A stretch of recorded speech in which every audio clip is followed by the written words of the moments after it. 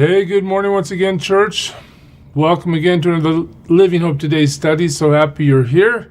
Today we're in 2 Samuel chapter 5, and this is really a fulfillment of what God has promised way back in 1 Samuel, and that is that David, after all those years of running for his life, after being anointed to be the king by the prophet Samuel, David has finally got to the place where power is consolidated and he ascends the throne.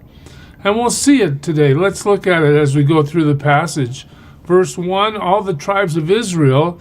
And keep in mind, church, that when we're talking about Israel here, you can generally consider this to be referring to the northern kingdom.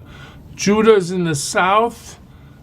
The rest of, all but Benjamin are in the north. So there's like 10 tribes in the north and 2 in the south. Well, when it says all the tribes of Israel came to David at Hebron, we're having a meeting now about consolidating the monarchy to make David king. And they said, we are your own flesh and blood.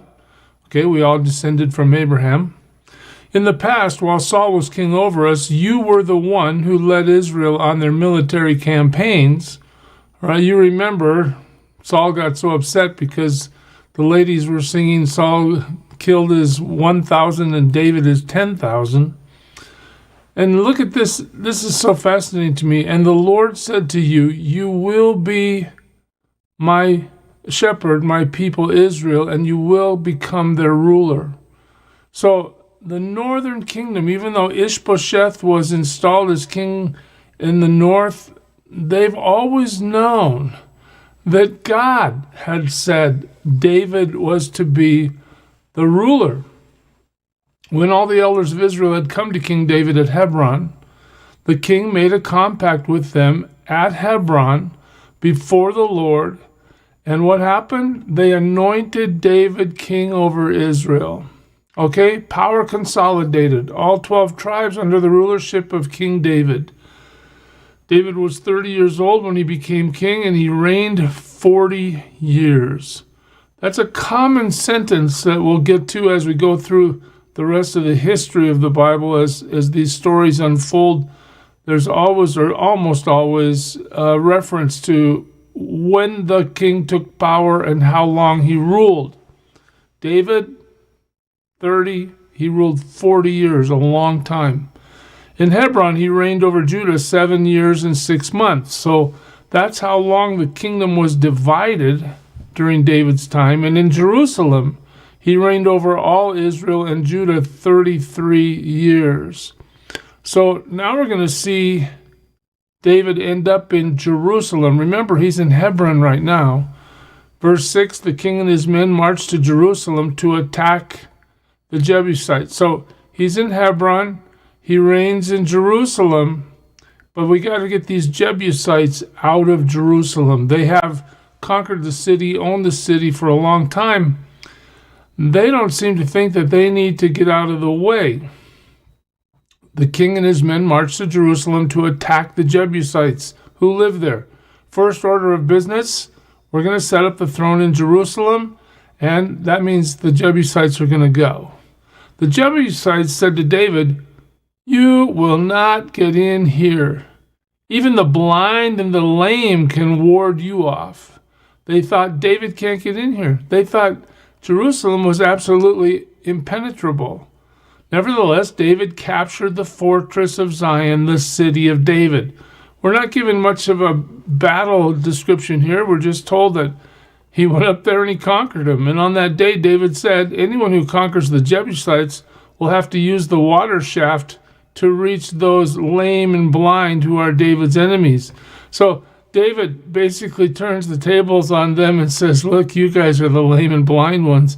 That is why they say the blind and lame will not enter the palace. There's more to that verse, but we'll get to that. David then took up residence in the fortress and called it the City of David. Still known that way today, by the way. He built up the area around it from the supporting terraces inward, and he became more and more powerful. Here, watch this. This is such an insightful verse. Because the Lord God Almighty was with him. Why did the Lord pick David? Because of David's heart. What was unique about David's heart? We're not talking about that organ in our bodies that pumps blood. We're talking about that attitude that says, Lord, I belong to you and I will do anything you call me to do. My goal in life is to obey you. That's his heart, his motivation. Well, God says, let me reward that. He'll say that to any of us. If we surrender our lives to the Lord and allow him to move in our lives with our goal being to obey him in every setting, the Lord's blessing will be ours as well. But David, he became more and more powerful. But it's not because he was so smart and so strong. It was because God was with him. Now, Hiram, king of Tyre, sent messengers to David along with cedar logs and carpenters and stonemasons, and they built a palace for David. Look at this. The Lord has blessed David with peace, and other kings are trying to enforce that peace by doing nice things for the king of Israel. And David knew that the Lord had established him as king over Israel. David understands this isn't happening because I'm such a great political ruler, because I'm so powerful in myself, because I can make people do whatever I say.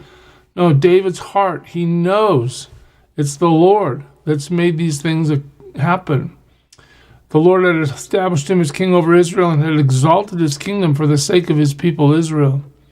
Notice, David doesn't even get credit for exalting the kingdom for his sake. No, for the people. God is working through David to bless his people.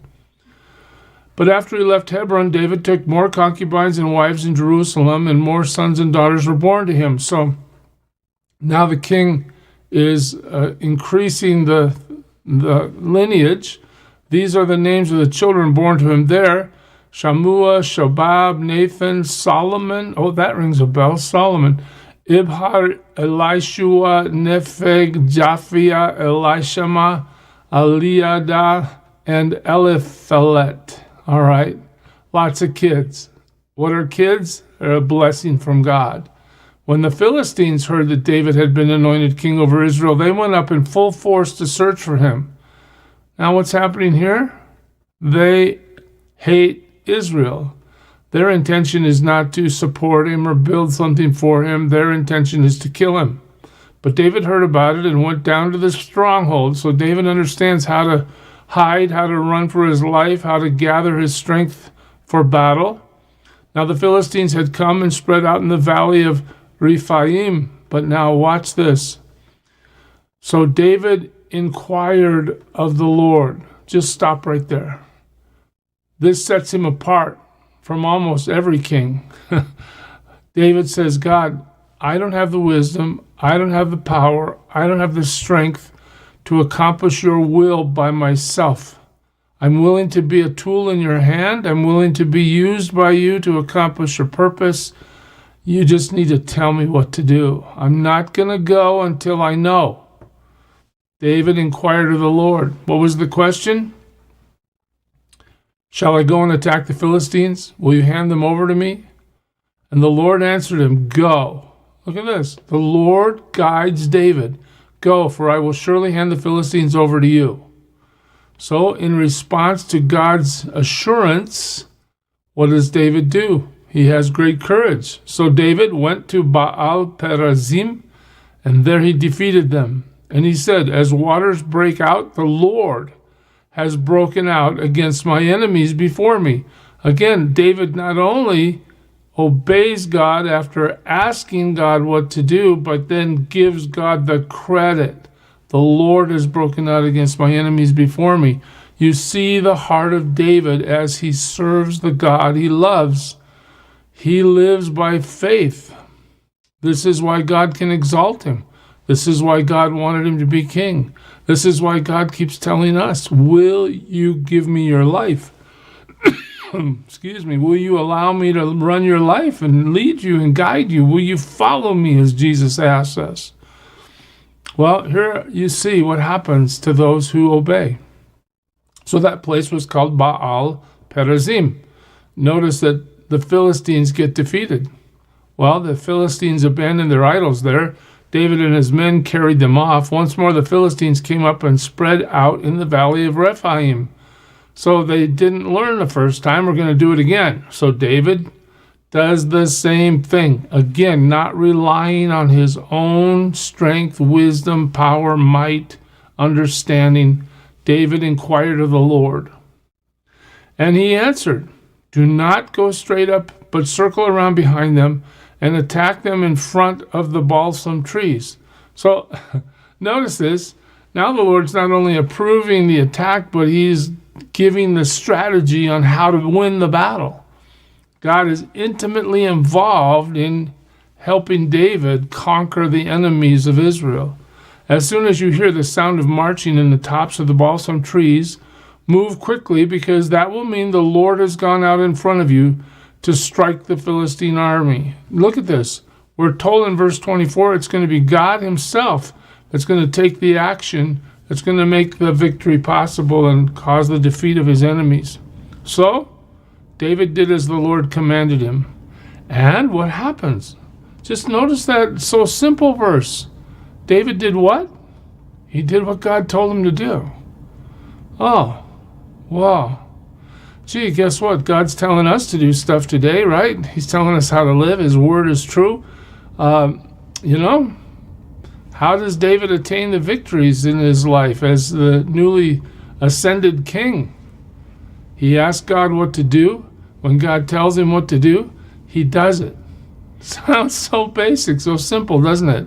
But how many of us live our lives thinking we know better? We're not going to ask God anything until we get ourselves into trouble. David's not willing to move forward until he knows and understands well what God wants. And here it is. David did as the Lord commanded. And what happened? Total victory. The king has ascended. Power has been consolidated. We see in the example of David that obedience to God overrules all the might and power there is. God fights for Israel through David because David obeys. Are we going to obey today and walk in the way that God's called us? I hope so. Serve him well today, church, and God bless you. Who is it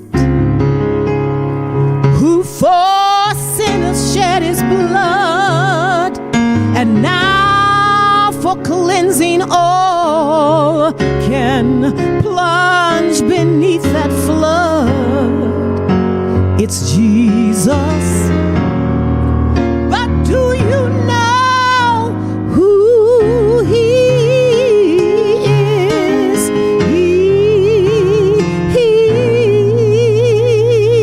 He's the image of the invisible God, and he's the brightness of his glory,